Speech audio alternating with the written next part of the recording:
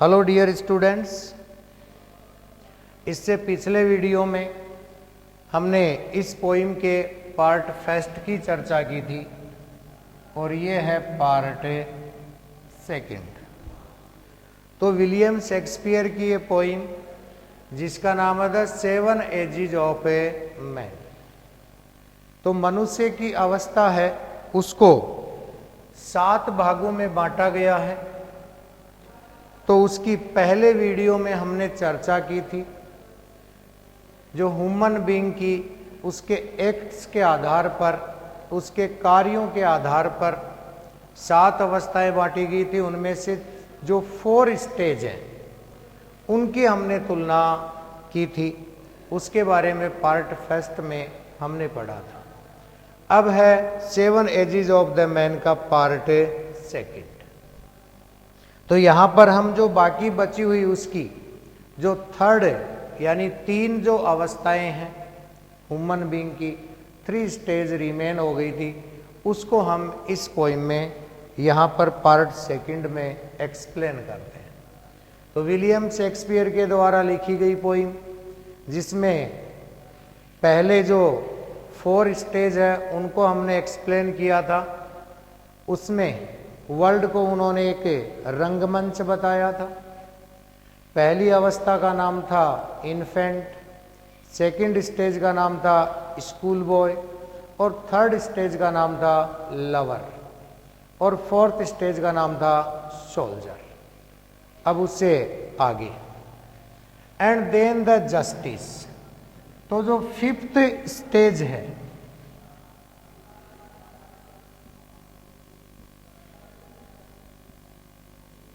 Human being की, उसका नाम है जस्टिस यानी न्याय की अवस्था। इस 5वीं अवस्था में मनुष्य अपने एक्सपीरियंस के आधार पे, अपने अनुभव के आधार पर जस्टिस की 5वीं स्टेज में वो प्रवेश करता है। तो उसकी 5वीं अवस्था का नाम हो गया जस्टिस।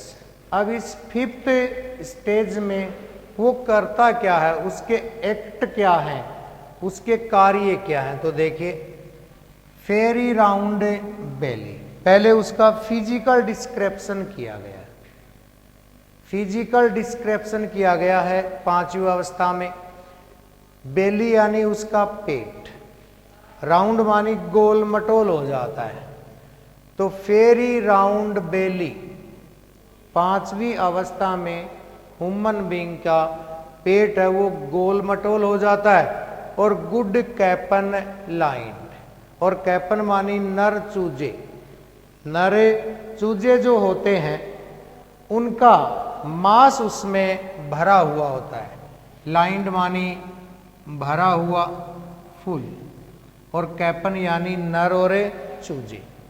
तो उसके अब जो गोल मटोल यानी उसका पेट है उसका आकार बढ़ जाता है। गोल मटोल उसकी बेली यानी पेट हो जाती है और अच्छी तरह से उसके पेट में भरा रहता है नर चूजों का मांस। विद आई सीवियर, सीवर मानी कठोर हो जाना, तीक्ष्ण हो जाना, पैनी नजरें रखना। तो उसकी आंखें काफी पैनी हो जाती हैं, तीक्ष्ण हो जाती हैं, तेज हो जाती हैं। और beard of a formal cut, beard यानी दाढ़ी, फॉर्मल कट मानी औपचारिक, जैसे एक सामान्य व्यक्ति के चेहरे पे जो दाढ़ी आती है बिल्कुल उसके चेहरे पे दाढ़ी आ जाती है औपचारिक रूप से। आंखें उसकी तीक्ष्ण हो जाती है। यहां इन 2 लाइन्स में पोइट ने, जो विलियम शेक्सपियर है, उन्होंने यहां पर डिस्क्राइब किया है, डिस्क्राइब किया उसका फिजिकल कि 5th स्टेज में आकर उसकी बॉडी कैसी हो जाती है। तो इन 2 लाइन्स में उसका फिजिकल डिस्क्राइब किया गया है कि उसका पेट गोल मटोल यानी बड़ा हो जाता है नर चूजों का मांस उसमें भरा होता है, आंखें उसकी बहुत ही तीक्ष्ण, नजरें पैनी हो जाती हैं और औपचारिक रूप से उसके चेहरे पे दाढ़ी आ जाती है। अब उसके एक्शन फिजिकल डिस्क्राइब के बाद उसके कार्य क्या होते हैं, वो एक इस 5th स्टेज में आने पर वो एक समाज का, इन 2 लाइनों को एक्सप्लेन करने से पहले 5th स्टेज में वो एक अपने सोशल का, अपने समाज का रिस्पॉन्सिबल पर्सन बन जाता है। 5th स्टेज में वो एक जिम्मेदार पूर्ण व्यक्ति हो जाता है और एक जिम्मेदार पूर्ण रिस्पॉन्सिबल जो एक पर्सन होता है उसके एक्शन क्या होते हैं, फुल ऑफ वाइज साज। साज मीन्स कहावतें, जिसे हम मुहावरे भी कहते हैं। तो फुल ऑफ वाइज साज, फुल यानी अच्छी तरह से, पूर्ण रूप से, वाइज यानी बुद्धिमानी की वो कहावतें कहना शुरू कर देता है। समाज को वो अपनी बुद्धि से जो कहावतें होती हैं उनसे समाज को वो गाइडलाइन देना शुरू कर देता है। तो बुद्धिमानी कहावतें कहता है। मॉडर्न इंस्टेंस, इंस्टेंस मानी एग्जाम्पल, उदाहरण, और आधुनिक उदाहरण देकर वो समझाना शुरू कर देता है समाज के जो उसके पीछे आने वाली जो जनरेशन है उसके लिए, या अपने सिमिलर हैं उनको वो अपने आधुनिक उदाहरणों से, बुद्धिमानी कहावतों से पूर्ण रूप से उन लोगों को गाइडलाइन करना शुरू करता है। And so he plays his A part, और इस प्रकार इस अवस्था में भी वो अपनी भूमिका, अपना रोल अच्छी तरह से निभाकर इस दुनिया से जाता है। तो यहां तक जो उसकी 5th स्टेज थी, जो ऊपर से लगभग 4.5 लाइन्स है, उसमें यह बताया गया है कि 5वीं अवस्था का नाम जस्टिस है। पहले 2 लाइन्स में उसका फिजिकल डिस्क्राइब किया गया कि उसका पेट गोल मटोल हो जाता है, नर चूजों का मांस भरा रहता है, आंखें तीक्ष्ण हो जाती हैं, औपचारिक रूप से उसके चेहरे पे दाढ़ी आ जाती है, और बुद्धिमानी के वो उदाहरण और कहावतें देना शुरू कर देता है। और इस प्रकार अपनी इस जीवन काल की 5वीं अवस्था का जो एक्शन है, एक्ट है, वो अपना कंप्लीट करता है। अब आती है 6th जो एज है, उसमें वो शिफ्ट करता है। शिफ्ट मानी उसमें प्रवेश करता है। तो 5th स्टेज से नेक्स्ट जो स्टेज आई वो है, शिफ्ट करता है इनटू लीन, और उसका शरीर लीन यानी वीक, कमजोर हो जाता है। स्लीपर्ड यानी बहुत ही नाजुक अवस्था में, और पेंटलॉन, जो पेंटलॉन है ये उसकी 6th एज का नाम है।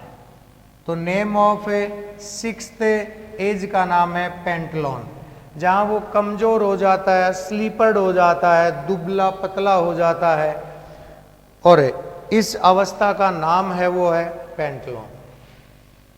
तो 6th स्टेज में जब एक ह्यूमन बीइंग प्रवेश करता है तो उसकी बॉडी काफी लीन एंड स्लीपर्ड यानी कमजोर, दुबला पतला हो जाता है, और एज का नाम है pantaloon. With spectacles on nose, spectacle मानी चश्मा, नोज मानी उसकी नाक पे, उसके चेहरे पे, उसके मुंह पे चढ़ जाता है चश्मा। एंड पाउच ऑन साइड,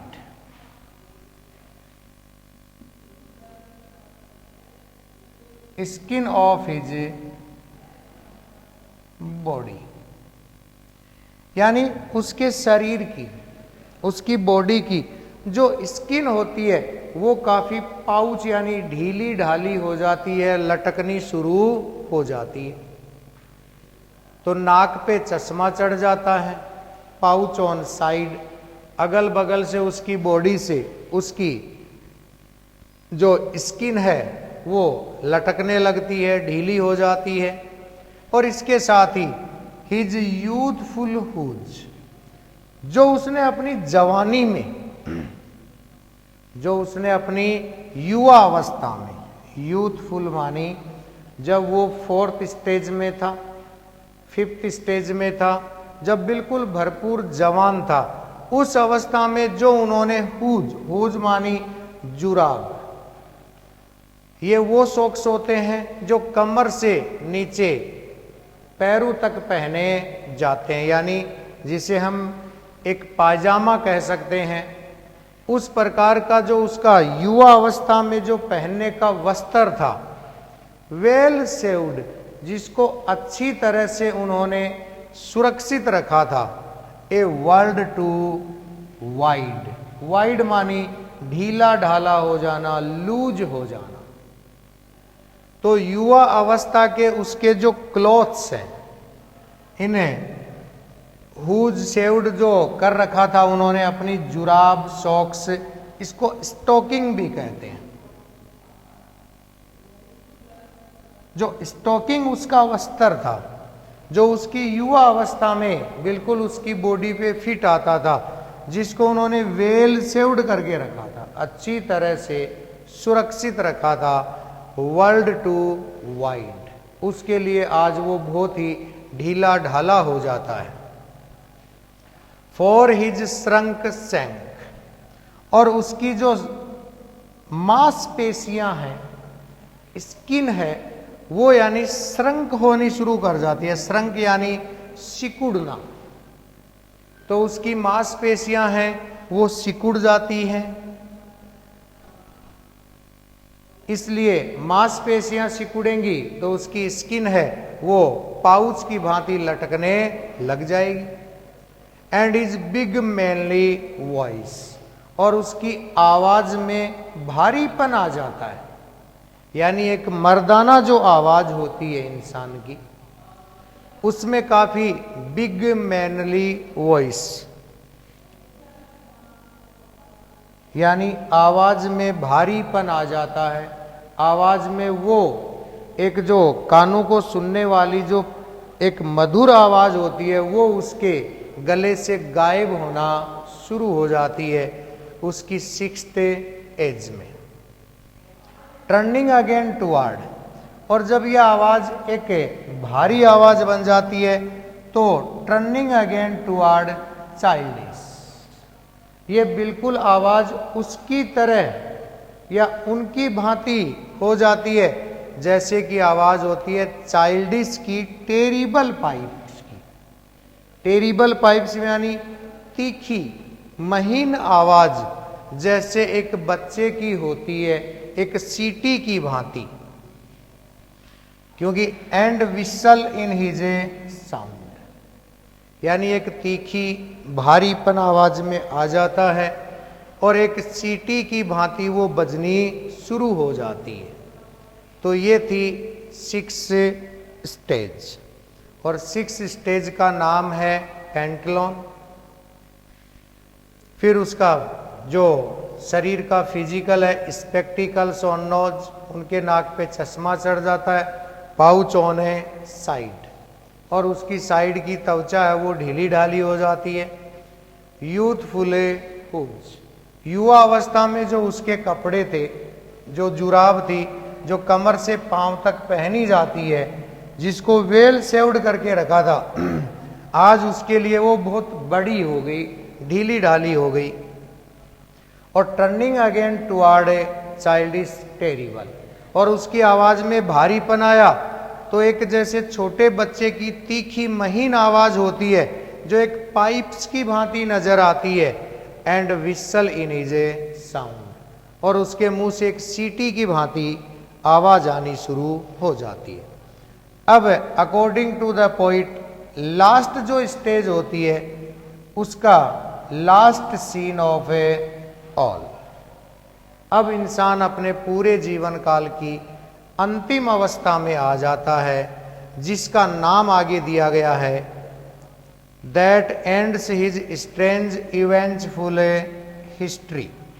तो अजीब प्रकार के उसका जीवन काल का जो इतिहास था वो अचानक से हो जाता है एंड, समाप्त हो जाता है।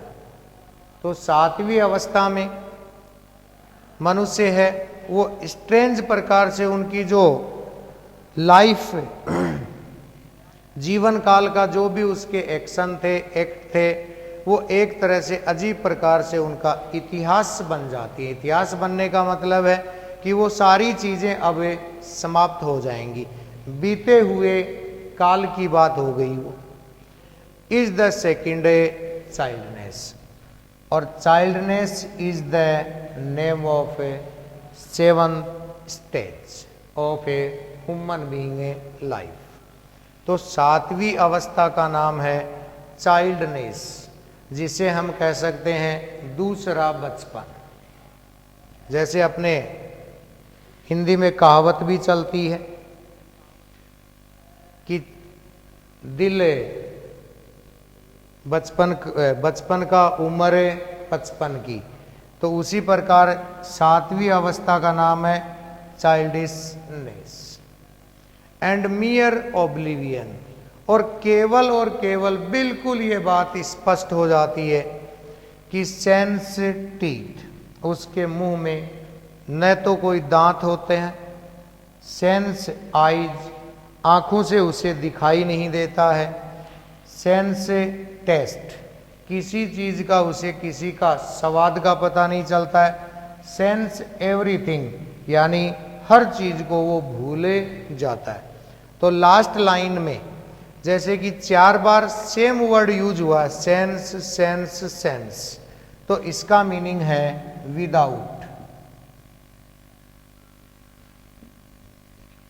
यानी बिना दांत के हो जाता है, बिना आंख के हो जाता है। बिना आंख के होने का मतलब उसकी आंखों की आई साइट है वो चली जाती है, और उसे टेस्ट का, यानी कौन सी चीज स्वीट है कौन सी बिटर है, इस चीज का उसे सेंस नहीं रहता, विदाउट सेंस हो जाता है वो, सेंस एवरीथिंग, हर चीज को वो भूले जाता है।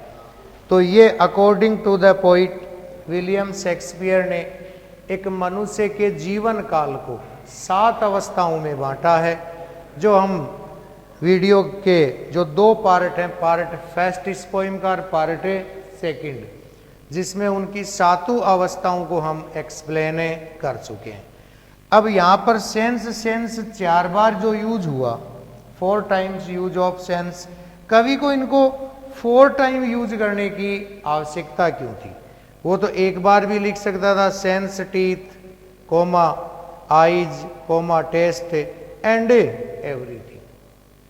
तो 4 टाइम यूज करने के पीछे भी एक है कि वो एक लास्ट जो अवस्था आती है एक ह्यूमन बीइंग की, वो उस अवस्था में बिल्कुल हेल्पलेस हो जाता है, हेल्पलेस। तो इस हेल्पलेस यानी असहाय अवस्था को फोकस और इफेक्टिव तरीके से हाईलाइट करने के लिए उन्होंने 4 बार वर्ड यूज किया है कि इंसान ह्यूमन बीइंग अपनी 7वीं अवस्था में बिल्कुल असहाय हो जाता है। उसका जो जीवन काल है, उसकी 7वीं अवस्था, वो दूसरे लोगों पर निर्भर होती है। वो इस अवस्था में कोई भी काम करने में स्वयं सक्षम नहीं होता।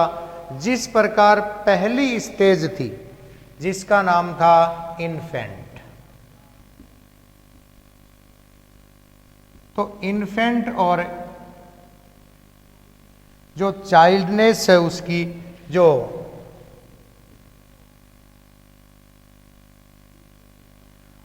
चाइल्डनेस जो उसकी अवस्था है, ये दोनों सेम है। जैसे इन्फेंट है, उस अवस्था में वो कुछ भी करने में सक्षम नहीं होता, जिस प्रकार वो अपनी आया पे, अपनी मदर पे डिपेंड होता है, उसी प्रकार लास्ट 7वीं अवस्था में ह्यूमन बीइंग है, वो अपने बाकी 5 अवस्थाएं और क्रॉस करने के बाद पहली अवस्था में फिर 7वीं अवस्था के बराबर हो जाता है। वहाँ वो अपने मेंबर ऑफ द फैमिली होते हैं, उन पे उनका जीवन काल डिपेंड करता है। तो ये थी विलियम शेक्सपियर की poem 7 ages of a man. अब इसके नोट्स इसके क्वेश्चन आंसर हैं वो हम नेक्स्ट वीडियो में देखेंगे। तो थैंक यू फॉर ऑल।